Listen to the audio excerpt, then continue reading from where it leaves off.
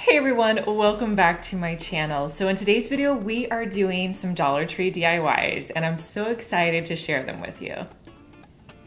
So the first thing we're going to be making is a fun farmhouse wreath that's super easy to do. So at Dollar Tree, they have these wire wreath forms. And what I'm gonna do is I'm just going to use my wire cutters and cut out the larger section of the wreath form, and that's what I'm gonna be using for this project.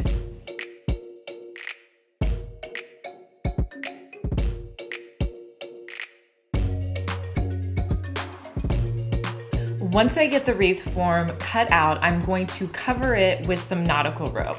Now, Dollar Tree sells this nautical rope, and you can definitely use this if you have it on hand, but sometimes it's kind of hard to find. So I actually purchased mine off of Amazon. It's about the same price when you add up how much it is. I will link everything that I'm talking about down in the description box. I'll also link what I'm wearing, everything for you. So check the description box if you're interested in anything. But this is what I'm going to be using for this project.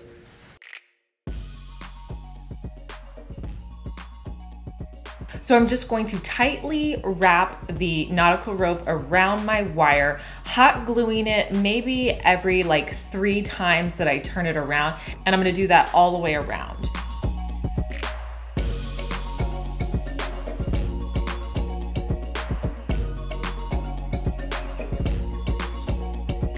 When I did get to the end, I did have a portion that wasn't covered, but that's okay because I'm going to be covering it up with some greenery here in a little bit. Next, I wanted about half of my rope to be painted white. So what I did was I just took some painter's tape and I covered up half of my rope.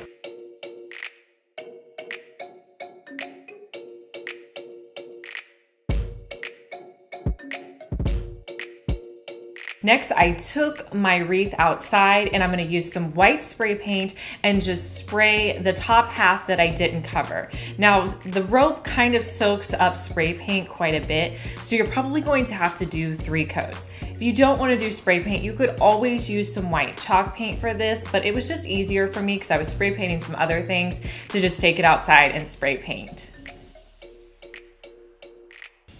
After I'm done spray painting it and it had a chance to dry, I'm gonna take off the tape.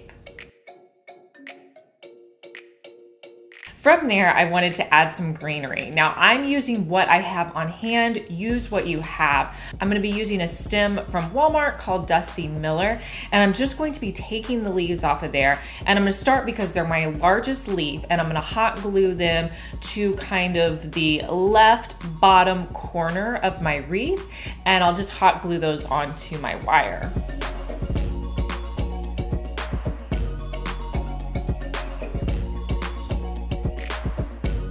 Next, I'm going to add in some lamb's ear that you can get at Walmart. I'm just simply pulling them off and hot gluing them down.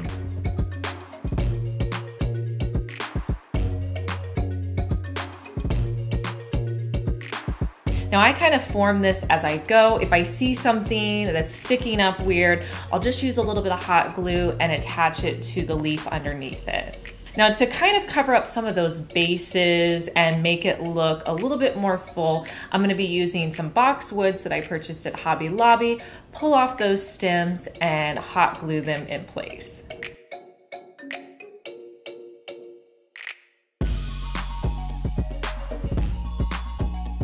Really for this project, I didn't use a ton of greenery and you don't really need that much. Just use what you can find around your house and you have on hand. For the top hanger, I'm just going to keep it simple and make it look a little farmhouse. So I'm gonna be taking some twine that I had on hand and just wrapping it around the top. And you could hang this on a door or anywhere in your home for a farmhouse touch.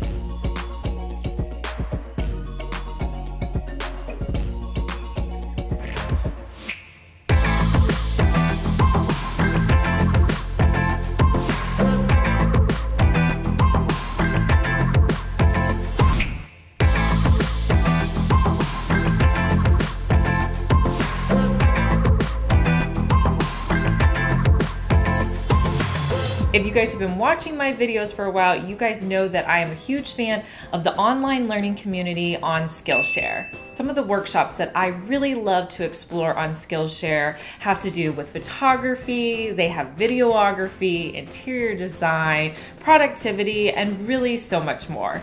Lately, I've been loving all the interior design workshops on Skillshare. I watched one called Interior Design Basics, Simple Steps to Your Perfect Space, and this was by Lauren Cox. And what I loved about this was that she really went in and broke down some basic design principles, and she really was like demonstrating, giving you really practical and easy steps to follow. I love Skillshare, and I want you guys to be able to check it out as well. The first 1,000 of my subscribers to click the link in the description box will get a 2-month free trial of premium membership so you can explore your creativity. 2 months is an awesome deal, so I hope you guys go check it out. This next project I'm so in love with. Lately, I've been really into pillows and making new ones. Well, it's really hard to get supplies, so I do Walmart grocery pickup to get my groceries, and I also found that I could put some craft supplies in my order and pick up some things as well. So what I decided to do to make this project was to get a canvas drop cloth from Walmart, and that's what I'm going to be using for the fabric of my pillow. It's super inexpensive. I think it was around $10, and I have a lot of it left. I'm always reusing my old pillow form, so just grab an old pillow that you're not using around your house, and I'm just going to simply cut squares around each of my pillows on the canvas, leaving about 1 inch around the edge. This will just give me a little bit of allotment so that I can go back in and sew it. Next, I'm going to cut out that square. From there, I'm going to make a duplicate square. So I will just trace another one out on canvas and cut that out as well.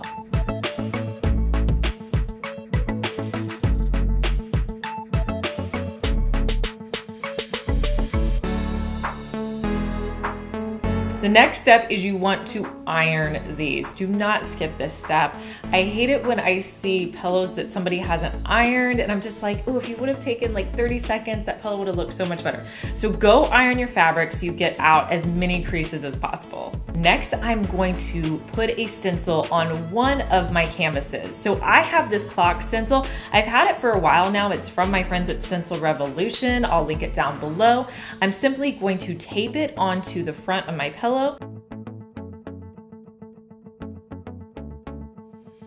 Then I'm going to come in with 1 coat of ink by Waverly, and that's just a black color, and I'm just going to fill it in. I think black looks awesome on a canvas, but you could also switch it up and do whatever color fits your decor best.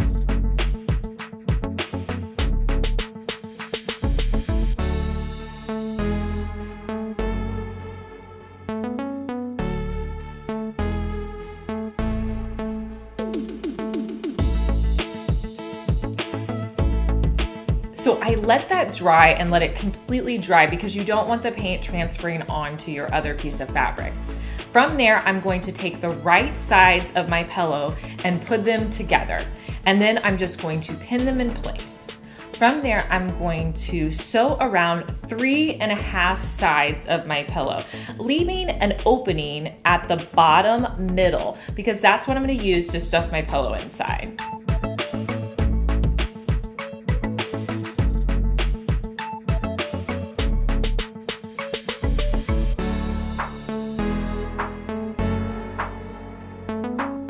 Once all the sewing's done, I'm gonna flip my pillow right side out. I'm gonna push on the corners to make sure I really get that corner nice and neat. Sometimes if you don't do that, it looks just a little curvy around the edges and it doesn't look as good. Then I'm gonna take my pillow form, stuff it inside.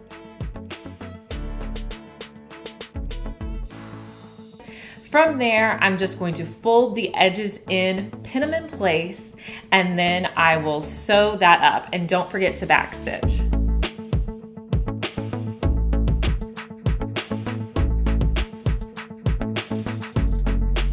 And I think this is the most adorable farmhouse pillow sitting out. So cute.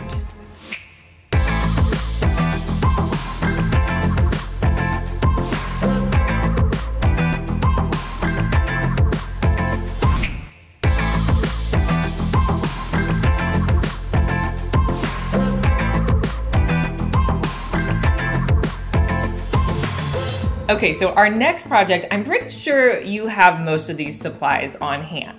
So I'm going to be using these smaller mason jars, and these are mason jars I actually got at the thrift store for, I think they were around 50 cents each, but they have similar things at Dollar Tree. So what I'm gonna do is take the lids off of my mason jar. I wanted to make a really pretty succulent container.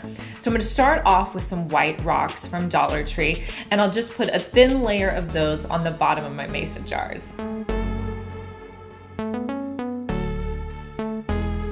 Next, I'll come in with some natural rocks on top of that.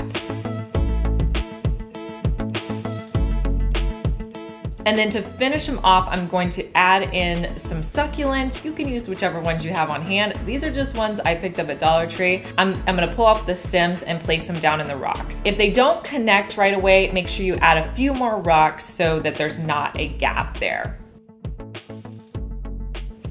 Next, for my lids, I'm going to take some really thin twine that I had on hand, and I'm just going to hot glue it around the edges of the lid.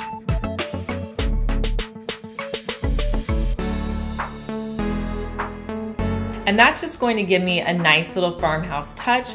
I'm gonna screw those on top of my mason jars, put my succulents back in, and I have a really cute and easy arrangement that really took me just a couple minutes to do.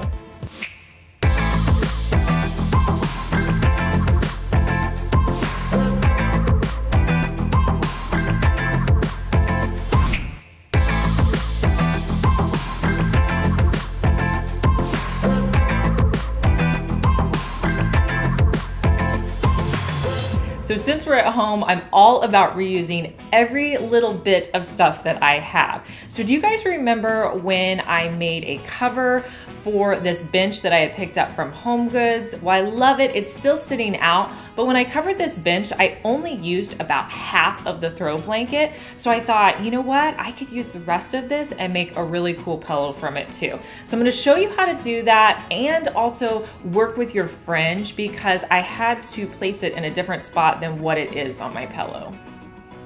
So I'm going to do those same steps that I did with my previous pillow. I'm going to use the pillow form that I have, trace around my blanket, and cut out what I'm going to be using, leaving about 1 inch gap on the edges. Now with a blanket with a pattern, make sure that you figure out what part of the pattern you want to use ahead of time and that you're going to have enough before you cut out. So you're going to do that for 2 squares.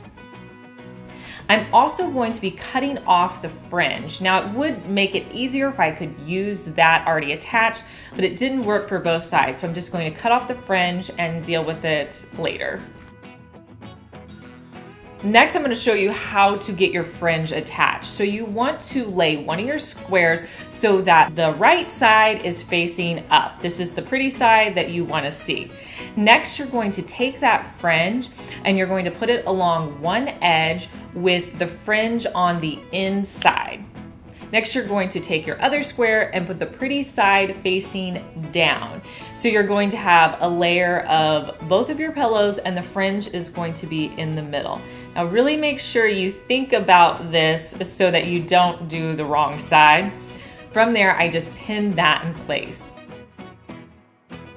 And then I'm going to simply stitch it along the edge, and you may have to go in and stitch a little bit more so that you make sure that you get pretty close to the edge of your fringe, but you just want to try to get as close as you can to the edge of your fringe so that when you flip it right side, you're just going to see a nice line of fringe on the side. So once I have that sewed, I'm just going to repeat those steps on the other side. So from there, you should have both of your sides sewed together. Then you're going to sew the bottom of your pillow and then half of your top pillow. And then I'll just flip it right side out and your fringe should hopefully be on the sides of your pillow.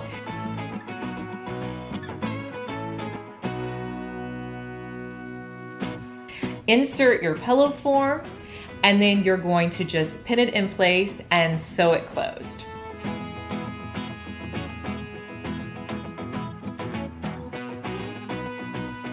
This pillow literally cost me nothing because I was just using supplies that I already had on hand. but I love the way this turned out.